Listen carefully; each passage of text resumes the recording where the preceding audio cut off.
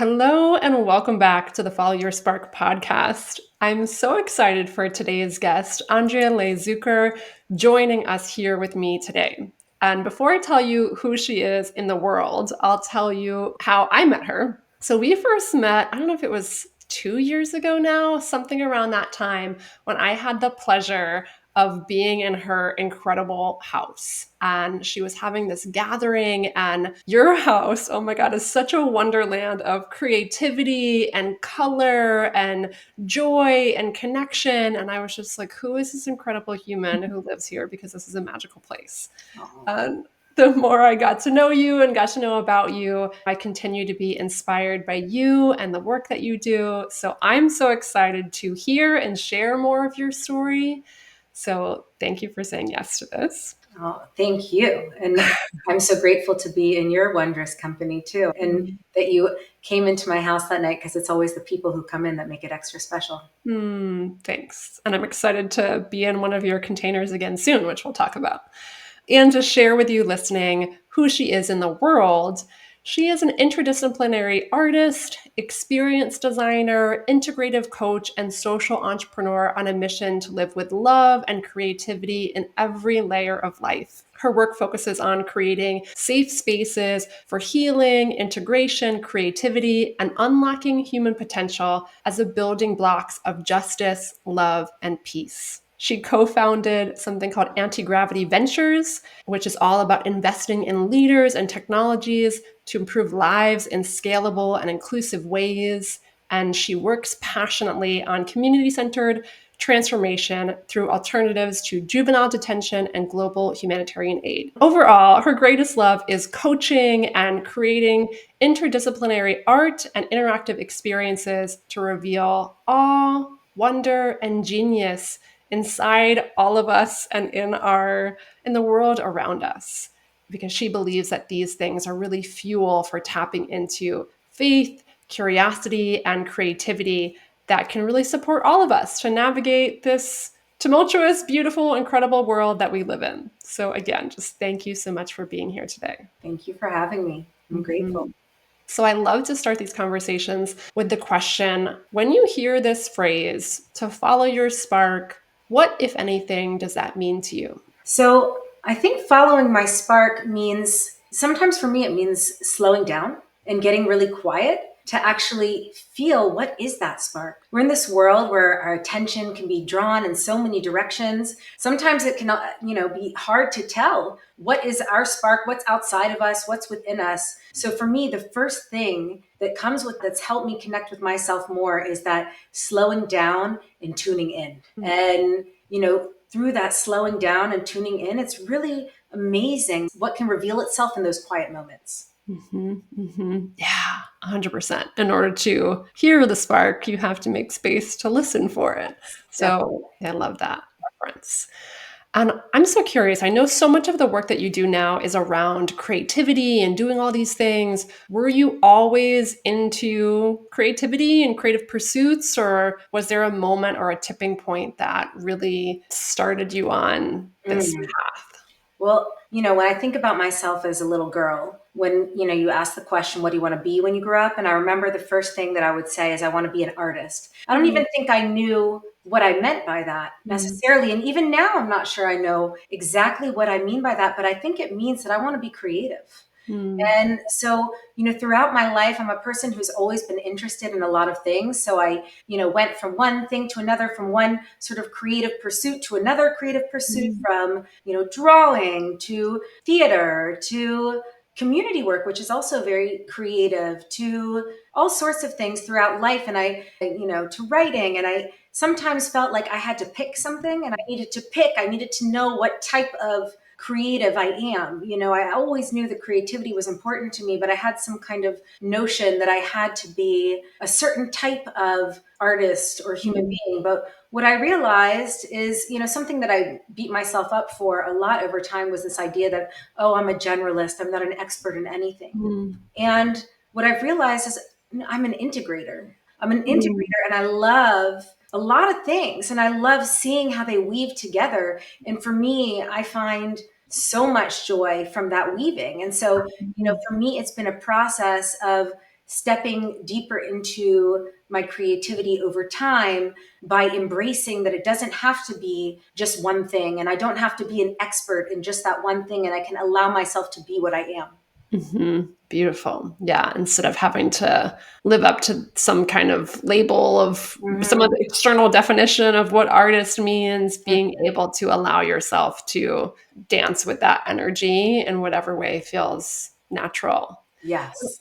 And I'm curious too, what's coming up is if you could define creativity in your own words, how would you define it? And has it changed over the years, like that definition? That's a really good question. How would I define creativity in my own words? I think for me, it's about being an open channel, allowing things to flow through that want to flow through, sort of turning off the inner editor. And yes, editing is a part of a process, and that can be a part of creativity too. But for in the beginning, turning off that inner editor and trusting, creativity in a way is trust, trusting in your intuition, trusting in allowing, trusting that in this void that there's something there. You know, Mm, sometimes in order to enter creativity, I have to first be willing to enter a void, to mm, enter this, blank space where I might be like, whoa, is anything there? Might have to wander around dark corners and trust that something's going to arise if I allow for that slowing. Something's there. And mm, do I resist it? Do I block it? Or do I allow it through? And has my definition of creativity changed? I think it's opened up. First of mm, all, I don't ever want to think that creativity is just in the realm that I work in. An accountant can be creative, and an entrepreneur can be creative, a nurse can be creative. All sorts of mm, people can be creative in whatever area of work or passion or where those things intersect. Wherever it might be, creativity belongs to all of us. It's not just what might be, the typical quote unquote artist. I think we all have artistry in how we live in this world. So I think that has become clear to me that there's an artistry just to anyone, how we live and mhm, how we allow things to flow through us, how we trust ourselves and unleash. And what's happened for me over time is less a change in the definition of mm, creativity and more a journey in how I allow my own creativity to come through. And that journey is one that I am very much still on. It is not complete. I see myself as an artist who is sort of trapped in her cage, and I mm, still feel like I'm like peeling off layers over time, peeling and peeling, and I have to be mhm, patient with myself and that there's joy in that process. mhm, mhm. Yeah. So one thing I heard, like you said, is trust Mm, and being willing to explore the void and the emptiness and knowing that any person, any profession, anything can be creative when we have this willingness to explore the mystery. And I'm mhm. hearing like a curiosity of like, what's here? Yeah. Like, and maybe it's you're kind of navigating this void with your eyes closed, like feeling around or in this place of discovery and curiosity to see what's there and allowing yourself to not have it all planned out, but like you said, being that open channel to be open to Mhm. guidance, Right. open to what comes through, open to what comes up. Yes, absolutely. And Mhm. I think that there's sort of this, I like to think of it as a call and response with the universe, where, Mm, so meaning maybe I put an intention out there and then I open up something to receive. So maybe it's not, sometimes it could be going in with a completely blank canvas and just being open to what arrives. And other times it is putting something out there and then seeing how things respond, what comes through. So, an intention paired with a sense of, opening a channel and allowing for emergence can be this really mm, great combination. And I see it as this kind of dance, this back and forth movement. And I think about you when I think of dance mm, and movement and just how there's that kind of back and forth call and response with the universe. Okay, what am I hearing? What's coming through? What's the synchronicity that I'm seeing? What's happening in the environment around me? And how do all of those things integrating with each other serve as mhm, my guidance to the next step? And so mhm, that's kind of how I work. mhm. Beautiful. And I know you said, this is a lifelong journey. You're continuing to peel back these layers. What has helped you like sink into that even more? Hmm. Well, as we mentioned before, slowing down. So I remember when meditation felt distant to me, when it felt like something I couldn't do. And then I actually realized that when I just allowed myself at night, after I put my kids to bed, to kind of tune out, and it was tuning out to tune in a way that I didn't even realize what I was doing. And then I started to notice, okay, look at that. I'm kind of meditating. And wow, that slowing space, that blank space has been so valuable to me. It reset my nervous system. And just noticing that when it happened organically, and then starting to use the pathway that I had in my life, what was easily accessible to me, what were kind of pathways to start to enter into meditation more. So starting really slow, starting with 3 minutes, whatever felt accessible, or if I grew up, with prayer, starting with prayer, whatever felt like an accessible pathway into entering that slowing, I allowed myself to take to go the direction that was accessible to me, to take baby steps. But really, a meditation practice really helped calm my nervous system enough to get into that tuning and slowing.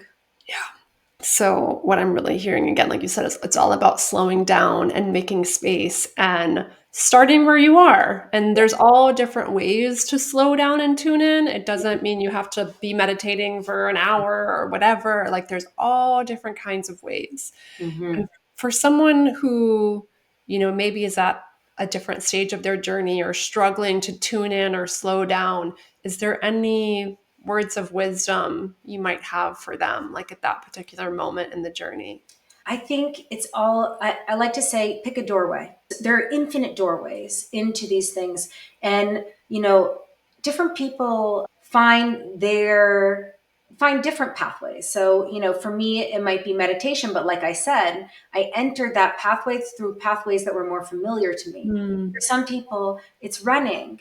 For some people, it's making art. For some people, maybe it takes, moving their hand to make their body be able to settle down. For me, it was art also. Art was a big practice for me. So, sometimes it was meditation and sitting, and other times I couldn't calm my nervous system without moving the energy through me. And mm, so I found other ways to move energy through me.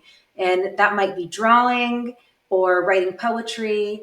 Whatever the practice is that feels accessible to you is what I would recommend. So if whatever feels easy, I think it's okay. Part of my own personal philosophy, and I say this because I'm a person who has had a lot of resistance in my life, a lot of mm, resistance within my body, a lot of struggle around getting my heart, body, and mind to align. So, you know, giving myself compassion and saying, hey, I'm going to start with what's easy for me. Let's mm, start with a bite size baby step. And remember that baby steps add up to big steps. mhm, That's really powerful. Another thing that I did that was recommended to me by a coach named Marla Beck was to write down each day one thing that I did right and mm, why it was important. Only one thing. That's a very important part of this is only one thing. And that thing could seem silly. It could be, I fed my children dinner. That's important because it's important to nourish my children. The next day it could be, I made a dentist appointment. That's important because I'm taking care of my health and taking care of my dental health. Each day, one thing, pick one. And after 60 days, the way it had reframed my mind to tune in, even when it was mhm, tiny things I was doing, to tune in that I was taking steps that allowed me to feel myself differently, to feel my mhm, movement. So that was a really great practice. And again, in terms of a practice like that, you also, I think it's also important to think about how do I make a practice like that fit into my life? So for me, mhm, I thought, well, with a practice like that, if I have just a journal that I put that in, I'm likely to leave the journal or not have it when I want it or whatever it is. So I said, okay, my phone, fortunately or unfortunately, is like an extra limb on my body. I'll put it in a Google spreadsheet and I'll do it in that Google spreadsheet. So it's there. So I would, mhm, I would keep that.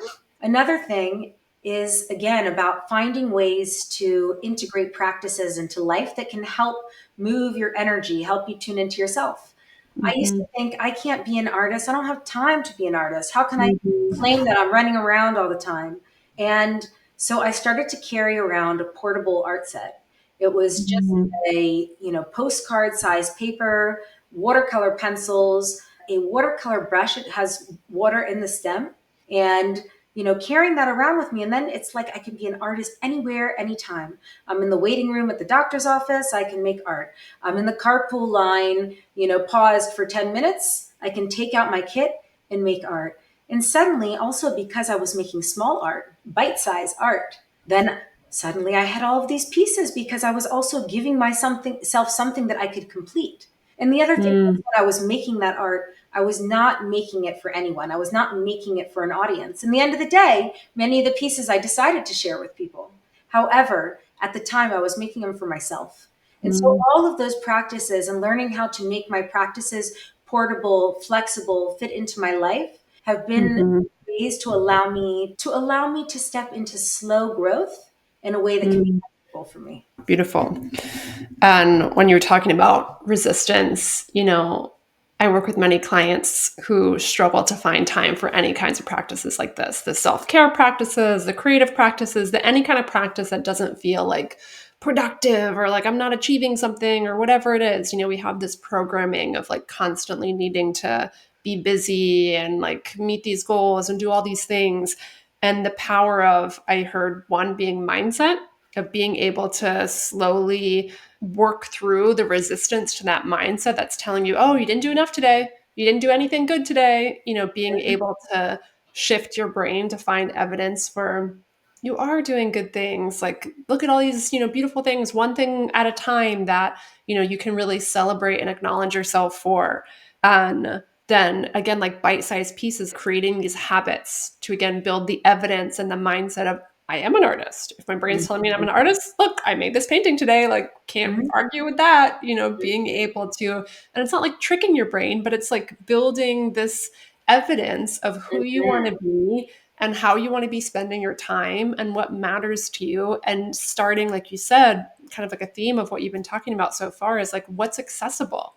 How can you Mhm. start where you are and know that the baby steps that you're taking will add up to larger scale transformations and be willing to take it one step at a time. Pausing this interview for a quick moment to ask, does resting ever feel hard for you? Maybe you struggle to slow down without feeling guilt or find it challenging to tune into the sparks and dreams on your heart. If you can relate, I get it. In this fast paced world we live in, it is no surprise that pumping the brakes and creating space for yourself can feel like an uphill battle. And if you're here listening to this podcast, I know that following your spark and living aligned with your purpose and passions is important to you. I also know it can be so much easier and a lot more fun when you're not trying to figure it all out on your own. If you're craving support to prioritize yourself, make space for your dreams, and develop the mindset and skill set to pursue them courageously,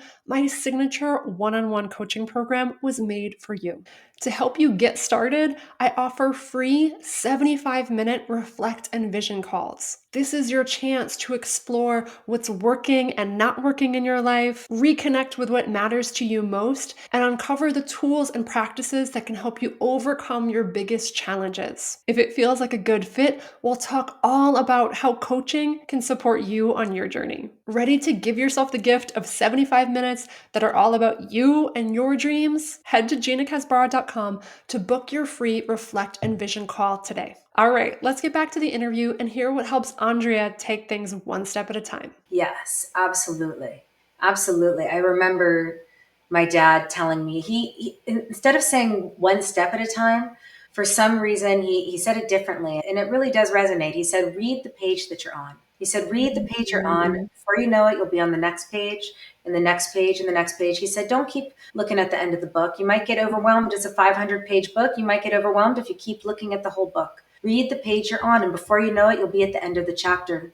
And, that kind of mindset of like reading the page that you're on, first of all, there's a joy in sinking into the moment that you're in. right? Read the page you're on. Be in that page, be in that place where you are now. Yes, he said once in a while you can look at the end of the book, see where it is, but don't keep doing that over and over again. And that really is a lesson that's been unfolding to me more and more over time that I really get, It's something that we all know this idea of being present. And like I said, there is this kind of call and response, this really nuanced connection between intention and presence. And I can very happily say that the intentions that I have set, once I have set them and they are in my subconscious, then my actions, even if they're slow, because I am a slow moving person, my actions, even if they're slow, they do lead towards my intentions. And I have met so many of my intentions, and it really excites me. Things that there was a time in my life when I was feeling very lonely. And even, I was feeling very lonely. I felt like I needed more community. And maybe that was a couple of years ago. And then I realized, wow, I looked around me this year and I just literally started crying tears of gratitude as I said, oh my goodness, I have this beautiful community that magically, came together. It was like it constellated, is what I would say. It constellated and it moved and was all magical, like a quantum weaving. And suddenly there it is. And for each of us within this community, we're bringing something to each other, something that each of us has sort of, set an intention for. So it's so beautiful. I see the importance of that and the presence and balancing those things. Oh my gosh, I love that. Read the page you're on. Mm-hmm. And, I know so many times in my own life I've gotten caught up on like, okay, what's the next chapter? What's the end of the book? And I don't do this all the time. And sometimes when I'm reading fiction novels, I will read the end to see if I want to read this book. And it's like, well, we don't get to know that in our real lives, right? We Yeah. don't get to know what the end Mm-hmm. of our story is or even what the next chapter is. We can Mm-hmm. imagine. Mm-hmm. And ultimately, the only moment we ever have is now. So if we're Yes. constantly waiting for the next chapter and the next chapter and to know it's at the end of the book, we're going to look back on our lives and realize like we didn't even live the life that we had because we were Yes. so projecting and out there into the future. That guidance of read Yeah. the page that you're on.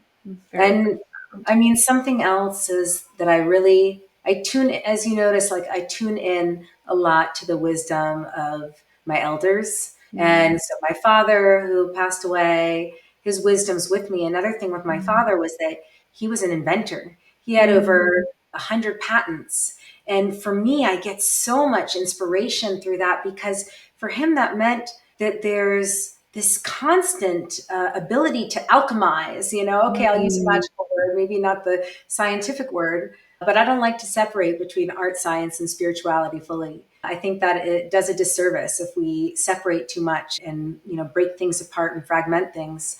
My dad, he was seeing this kind of universal code. We all have access to this mm, universal code. He translated it in one way. I, as a poet and an artist, I translate it in another. And so, for him, I got to see through him this constant, infinite wonder. There's mm, always something new to discover. We're mm, not inside of a box, and that is with me. And then, another of my elders who I really carry with me so deeply is my grandma Rose. And my grandma mm, Rose was a Holocaust survivor of World War II and, lived in a hole in the ground through a Polish winter and, had so much loss in her life. And yet, she was such a ball of light. She was such a ball of light. And recently it came through to me. People ask me, how did your grandma do that? How did she mm, heal? What allowed her to live life with such zest after the trauma that she went through? And something came through to me recently, which is I don't exactly think it's that she healed.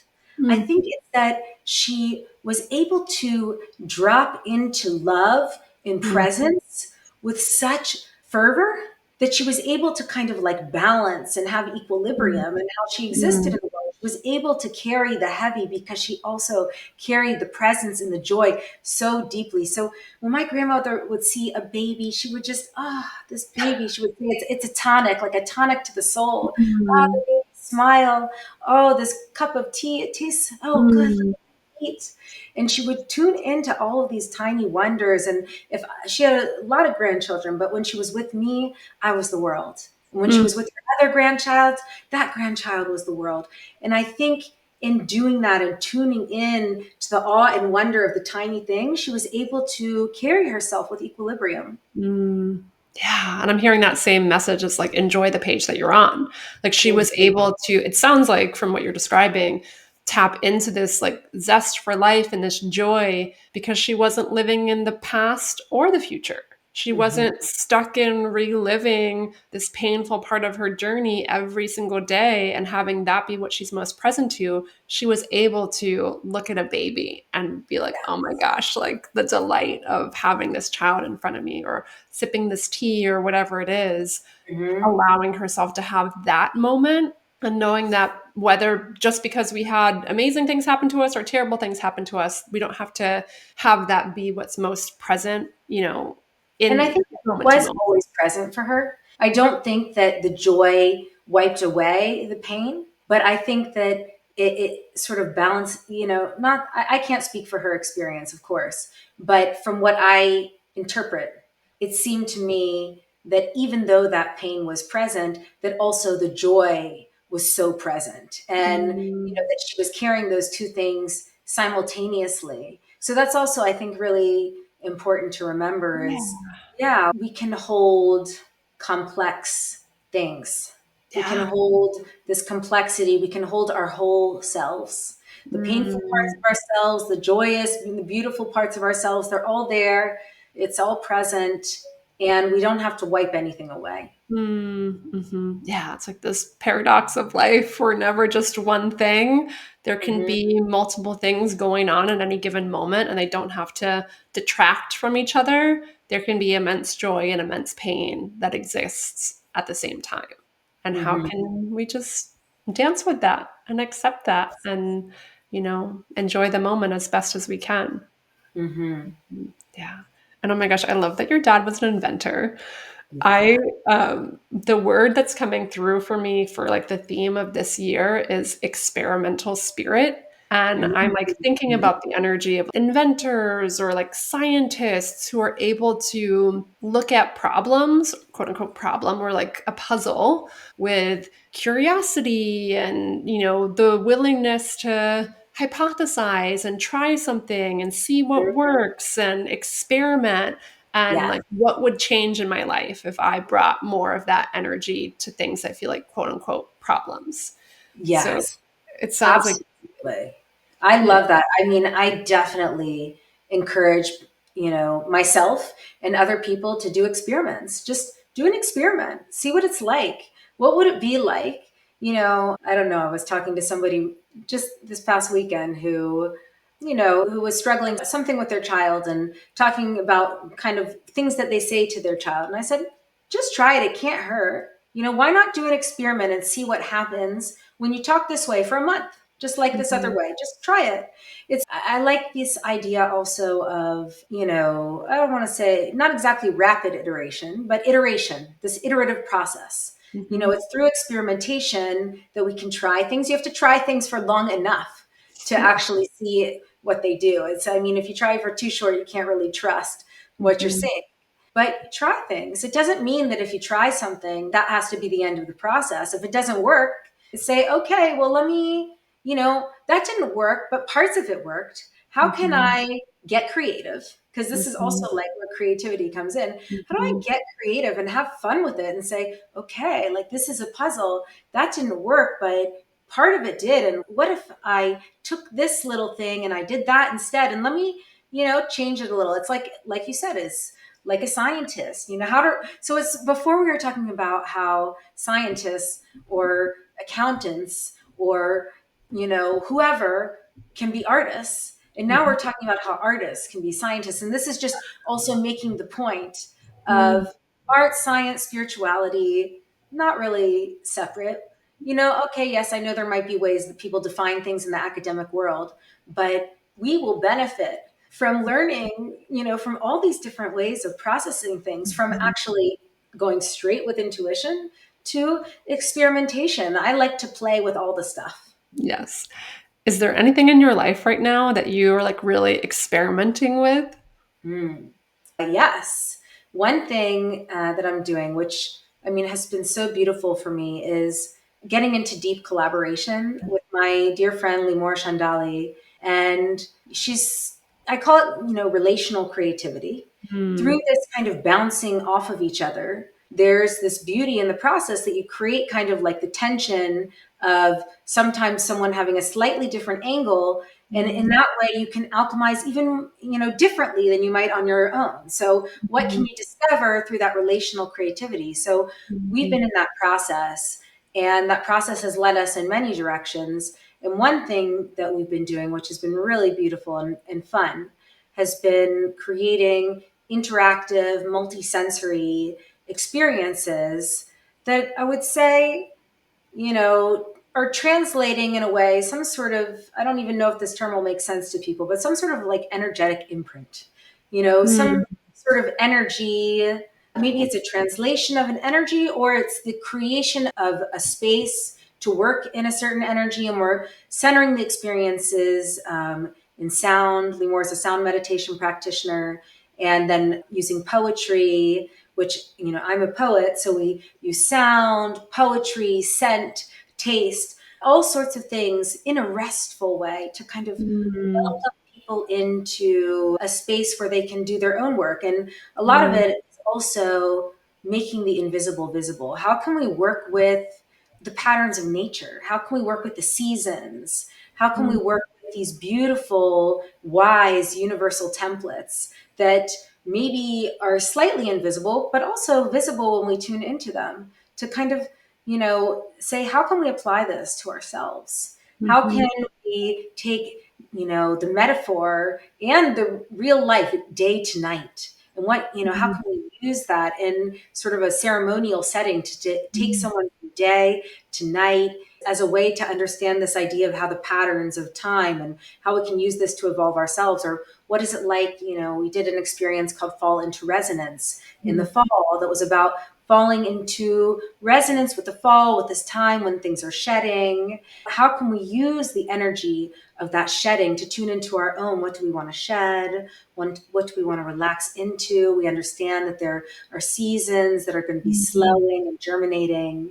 And, next we're having an experience called Winter's Sonic Bloom that's really about how do we tune into the winter's hibernation energy as a way to ignite an open imagination. So, sort of Mm. like, how can we, in the sleepy season, awaken our dreams and use Mm. that winter energy to our benefit to kind of, freeze time Mm. and explore space in a quieter moment? Mm. The shapes of, see the shapes of the branches without their leaves. What's there? When you take the leaves off, how can we see that regal, beautiful geometry? It's Mm.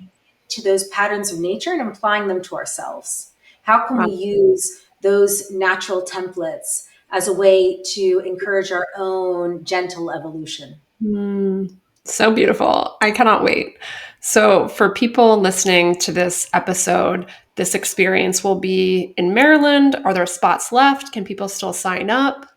There are just 2 or 3 spots left, Okay. and it's an intimate experience. That's also, really important to us. So we have about 2 or 3 spots left, and yeah, it's we would love for people to join if it resonates.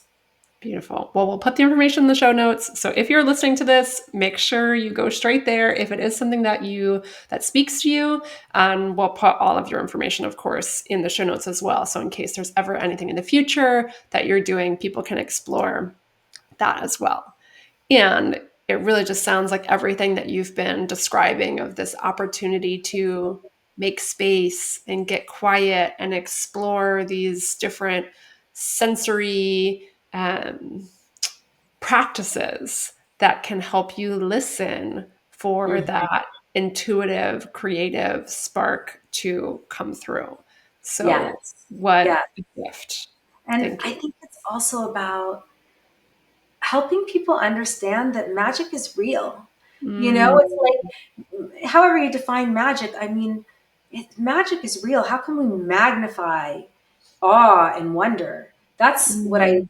really love to do through these experiences. It's like putting a magnifying lens over awe and wonder and creating this space where Mm. people can really lift up their senses and notice the tiny wonders and be in this world that's just a slightly different dimension than where we are now. It's like this world when turn up the volume on the magic just a little bit and then Mm. allow people from that frame of mind in that space in their hearts to really tune in, quiet down and let things within themselves unfold. What has helped you take that like magnifying glass to your own life to like amplify the awe and wonder and magic?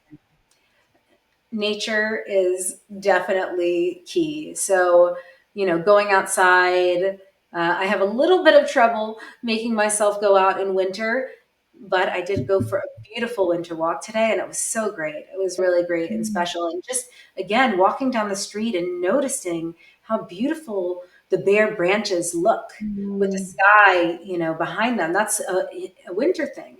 And then there are these plants that are evergreens, and how Mhm. interesting that is that there are some things that stay green all year long. And Mhm. noticing that even if winter's quieter, that there's are the birds chirping. So again, just understanding that even Mhm. when things are quiet, there's all this life moving around. Mhm. Tuning in to the subtleties of life, or in fall when the trees are shedding, picking up a leaf and looking at its amazing pattern, looking at I love things like, the Fibonacci sequence and so forth, and looking at plants and their spirals and Mhm. understanding, wow, look at this geometry that repeats itself Mhm. throughout nature. And how are we, parts of nature? And so, Mhm. nature for me is a wonderful way to tune into wonders, because it's like these things that were somehow created, whatever your belief might be and how they came to be, how wondrous they are, these interconnected systems, what's happening. Mhm. And oh, wow, the ants moving something around in the dirt and, roots growing into the ground, how all of these things interact with each other. I love that. For me, is a wonderful way Mhm. to tune into wonder. Yes, I love that. And as you were speaking, it reminded me on New Year's Day, I went for a hike at this place called Cromwell Valley, I think State Park. And, it's winter, so there's not like they have a beautiful garden normally and all of that is, sleeping and I'm just like wandering around and I picked up this like I guess it would be a seed pod, this like Hmm. large kind of like pod that was full of all these feathery like seeds and I just like picked it up and like with the wind it was like catching and there was like hundreds like in this tiny like small thing and it's just how delightful it was to like touch it and feel it and see it move with the wind and just that's like what's so beautiful like you just described about nature of just coming at it from this energy of curiosity and wonder and like childlike Yes. exploration when we Yeah. weren't having to label what does an artist mean? What does a Mhm. this mean? What does a that mean? We're able to come from how are we experiencing something? How does picking Yes. up this seed pod like make me feel right now? I Mhm. bring in my sensory awareness to life again to Mhm. enjoying the page that we're on and really taking in all the detail that's available around us so thank you for that reminder. Yes. Yeah, it's infinite. And you really just, kind of hit it just now when you said childlike, being childlike, entering that childlike space of, that childlike wonder. I like to think about kind of carrying all the parts of me at the same time, the grandma, like the wise grandma, and the child. And how can I bring all of those pieces of, and the Mhm. present me into every moment where it's, Mhm. because actually talked about how my grandma, she Mhm. really had that childlike wonder that it, Mhm. it was so beautiful. It's so beautiful. And when we can tune into that, it's, there's just no end to the wonder. And Mhm. even a simple practice that's helped me that my friend Mike Scala taught me was just walking on the ground and really feeling whatever, going for, for a week, saying this week, when I walk, I'm really Mhm. going to feel the surface that my feet are on. I'm going to feel Mhm. the wind floors right now. What does that feel like walking on the wooden floors? Then you move Mm, on to the carpet and, oh, all those fibers. How does that feel? How does this mm, change my senses? So mm, there's so many ways to tune into mm, wonder. I think it could be even by sipping your water differently. When you mm, sip water, take a sip, letting it sit in your mouth. How does it mm, feel for the water to go in? All of that is sort of wondrous to think, wow, mm, look at my senses. Look at my body that has the system that can feel. The water, it's so smooth. And oh, the polarity of the water. There's just so many curiosities to discover through the tiniest things. mhm. Yeah, I'm just hearing this like presence to the miracle of being alive in this human body and this human experience. And I think oftentimes, and I should say, like, sadly, us as human beings don't interact with nature as much as we used to. So in nature, oftentimes, if we're present, there are so many opportunities to drop into wonder because we don't look at leaves as often as we used to look at leaves or anything else. So there's that. And what you just described, and what I was thinking too, of like, we can bring that same sense of wonder into our built worlds also. And Yes. even if we're like looking at like this mug, I got this Mhm. mug in Italy on my 30th birthday. And, Beautiful. when I drink out of it, thinking about the maker who created this and like, oh, I wonder what this is made out of. And like, look at the Yeah. pattern and like all of that. Like, we can bring Mhm. that same sense of curiosity into the physical environment. Also, how does the wooden floor feel? How does the carpet Yeah. feel? And what does So, the grain in the wood look like? And wow, it's sort of like a human fingerprint. And just started to draw those connections. I think it's mhm, also important to feel our connectivity, to feel not only our connectivity with other humans, but to feel our connectivity with nature. And just to see, oh, the same way that there's that pattern in the wood, I look on my fingertip and I've got that pattern that makes my fingerprint. And mhm, so it's beautiful to see and just to kind of play with these ideas. And yeah, I love doing that is a way that I sort of keep that alive in myself. And I also think one of my personal goals has been, I don't know if this will make sense, but to like honor life really deeply, just to mm, increase my honoring of life. And mm, yes, there's this beautiful spiritual world, and I believe that there's a world beyond after death. I believe there's a world beyond. And I'm right here in this physical world right now.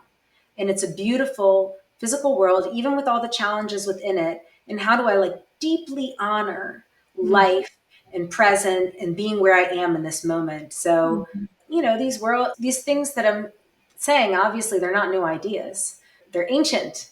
They're ancient and they're things that we each intuitively know and understand. mhm, And these little things to me are essential. mhm. Yeah. And it's like what's coming up for me. I can't remember what book I was reading recently, but it was talking about how, we have all these words in our common language of like, oh, they're just drifting off into la land, or, these Mhm. ways of describing people who are in this like dream state or curiosity state as if it's like a negative thing. And like, Mhm. you can't just like sit around and do nothing. You can't just like sit around and stare out the window, and yet it's making time to slow down and tune in that can unlock so much presence and joy and wonder and creativity when we give ourselves the space to do that. So I'm also, Mhm. inviting people to reconsider what they might think about slowing down. And Yeah. how do you want to believe, what do you want to believe about that? What do you Mhm. want to prioritize? Why does it matter to you? And I think those are important questions to ask, because without knowing why making time for wonder or why making time for awe or any of these things matter, it can Mhm. be very easy to just like put them on the back burner. Hmm. Yeah, I think sometimes you can think of slowing down to speed up. So, the slowing down often allows for more clarity. And then more clarity can allow movement to be more intentional when you get back to movement. And for me, something that I had to do was I used to like feel very guilty about slowing down. And so then when I would be in the slow down state, I would be feeling guilty while in a slowdown. So I actually wasn't using that slowdown for the depth of what it could be, because Mhm. I was, experiencing the tension within the slowdown Mhm. space of, oh, this isn't right, or feeling shame around, we Mhm. live in this society where it's all about work, work. And so for me also, part of my journey of self-compassion has been to allow myself those moments. And maybe I do put it within boundaries. So I know this is really my slow down time. Yeah. And I am going to accept this bracket of time or this day. Yeah. There's nothing happening on this day, and that is what this day is supposed to be. That is Yeah. the purpose of this day. And sort of allowing myself those brackets of time where I'm very clear with myself, Mhm. this is what it's for. And then Mhm. not sitting in guilt and shame, Mhm. during that slow time. That makes the slow Mhm. time way more valuable if the slow time Yeah. does not involve guilt during it. 100%. And I have found the same for myself, that it's much easier when I like put on my calendar like I would any other date or any other priority I might have, of like, this is my ritual time, or this is my nature time, or this is my creativity time, and to be able to value and prioritize that just as much as the creating something for work or whatever it is. So what I'm hearing too is like, for people listening, if you ever struggle with guilt, being able to explore how could you make it more intentional and a priority in a way that you're telling your brain, okay, I have work time and I have downtime, and they're Mhm. not conflicting. I can make space for both. Here's the container for that. And then what does it look like to really honor it when you do put that time on Right. your schedule? Hmm. Hmm. Mhm. And I think also for me, because I, maybe don't feel like I work in the same way that a lot of people I was around growing up worked, starting to just accept myself more and say, Mhm. okay, instead of just beating myself up that I work differently or I need to do Mhm. things differently, let me Mhm. start to kind of tap into that and say, when I work with myself Mhm. and not against myself, instead of, you Mhm. know, growth being a process of trying to become some external thing. Mhm. Instead, if it's Mhm. like, okay, become more of yourself and figure out how becoming more of yourself can actually allow you to unlock further and Mhm. unlock more. It's don't work against yourself, work with yourself. And once again, I don't say these things as if I've kind of snapped my fingers and figured it all out. I'm on this journey. For me, for better or for worse, it has been a slow journey. And I'm very proud of the progress that I have made in getting closer to myself, and Mhm. in getting closer to myself, how that's allowed me to be of more service to the world. Absolutely. And again, this like theme that I'm hearing throughout the whole conversation is when you can give yourself permission to not live according to any other external expectation or definition, and really give yourself permission to live and work and play in a way that feels in alignment with your nature, with Hmm. the nature, of the seasons and all of that. And the more that you do that, the more that can unlock your unique potential, because each of us are going to Yes. be different with how we Yeah. operate. Yeah. You were talking about the seed pod earlier. And, when Limor and I do these immersive interactive experiences, we like to, again, tune into nature. And we often take the inspiration of her son. Mm, And, who's a little kid. I have big kids and he's a little kid. And, this idea of him picking up a seed so wondrously. And so, she likes to ask the question, what's the blueprint inside of the seed? And what's the mm, blueprint within each of us? What mm, happens? Isn't it amazing that there's an entire blueprint of a tree inside of that seed? I don't know what kind of seed pod you were holding. Maybe it was a blueprint for some other kind of plant. But whatever it is, how amazing that mhm, these tiny seeds hold an entire blueprint. And that's the same in ourselves. What happens? mm. What blueprint do we hold? Yeah. What's there? What's there to unfold when we allow it to unfold? And yes, allowing does still combine action, right? It Yeah. has to be kind of the mind body alignment and getting, Mhm, ourselves to kind of act in accordance with our hearts, in accordance with our intuition. And mhm, that is for me quite a process, that mind body mm. alignment. But how beautiful that we have all of this like information inside of us that can Yeah. unfold. Yeah. So incredible and so beautiful. Many people probably have heard that of the oak tree and the acorn and, hearing something conceptually versus really like tuning in, like hold a seed and see and remember of like, wow, like you can see the tree. I'm thinking about the like spinning seeds from like a maple tree or something to Mhm. kind of see it side by side of like in this seed exists this tree and how Right. can I have that same wonder of like what Hmm. maybe you don't know what kind of like Hmm. plant you're going to grow into, what kind of tree you're going to grow into, and how Hmm. can you be in curiosity and wonder for your own journey. So Yeah. And I mean, once upon a time, and in many cultures today, people are more organically connected to that information when they are, planting their own food or, growing their own food or gardening. I mean, obviously, they are things that people in our, world or in the US and so forth are doing.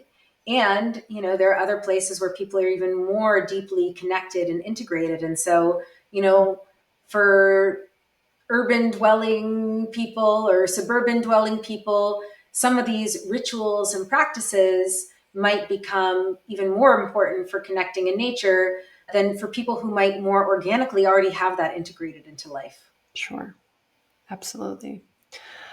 So as we're wrapping up this conversation, is there anything if people listening could remember or take away one thing, is there anything that you would most want them to remember? I think it's, maybe I'm saying the same thing over and over again, but that's because I find it very important. And you said it in the opening, in my intro. I believe that awe and wonder are the regenerative fuels that will give us the energy and faith and curiosity and love and excitement that allow us to meet the present moment. Mm, So, right now, maybe there are a lot of things going on in the world that are challenging, and whether things are challenging in your life or they're really going very smoothly, whatever it is, I believe that awe and wonder mm, are these amazing fuels for faith and creativity and innovation that will allow us to meet the moment we are in, whatever kind of moment it is, and to mm, do so magically. mm, Because, you know, I always like to think about what feels good. I like to have a magical perspective of the world. It mhm, is so fun. It's so fun to tune into synchronicity and wonder and awe and patterns. For me, that brings me a lot of joy, and joy brings me, energy and love and faith and curiosity that allows me to keep on going. mhm. Incredible. Yes, powerful reminder. And like you said, no matter what we're experiencing, if we can infuse more curiosity, joy, wonder, awe, that can unlock a whole deeper source of fuel and energy. And yeah, it's a beautiful reminder. And the last question I love to ask people, and you've talked about many things, and the last question I love to ask, because for me, so much of following your spark is just giving yourself permission to follow whatever is sparking your curiosity or whatever it is, doesn't have to make any sense. Is there any spark, like big or small, that you've given yourself space or permission to follow recently that's just been like delightful? Well, I mean, I have not put this into real world action yet. I love geeking out with myself or with others about systems for whether it's solving problems or doing big things that involve, architecting systems of diverse enough people with diverse enough passions to be able to do big things through people's light lifts and easy gives. And Mm, so for me, I have given myself permission to go deep into thinking about this. mm, I have my own thing that, again, I haven't put into real world action yet called the Sacred Laboratory. And this mm, idea of how can we play with different types of systems for architecting teams and for teams to work in a kind of emergent mm, way that can allow people, even when it's not their full-time work or whatever it is, to build cool things, to work on meaningful projects, and in doing so delight themselves by getting mm, to work on something that's part of their own passions and to get a sense of community. So that's Mm. something that I have like given myself permission to really dig into kind of philosophically, systematically, and I will be moving that more into real world experimentation, going back to the Nice. experimentation. So I have a hypothesis, and now I've been allowing myself, giving myself permission to dig into that hypothesis and, to kind of build these models. And now the next thing will be experimenting with it, which I'm really excited about. Oh my gosh, I love it. That sounds incredible. And yeah, it's like remembering too that sometimes the spark like starts out as these little embers, these little burning, desires that we can give ourselves space to explore. And we might not know what it's going to turn into, or just allowing ourselves the space to be with that and to fuel that flame and see what happens. So I'm excited to hear what happens with that. Just thank you so much for this conversation today. This was really a delight for me to be able to have this conversation with you. So thank you for being here. Thank you so much, Gina. I really appreciate you and really have fun. All right, we'll talk to you soon.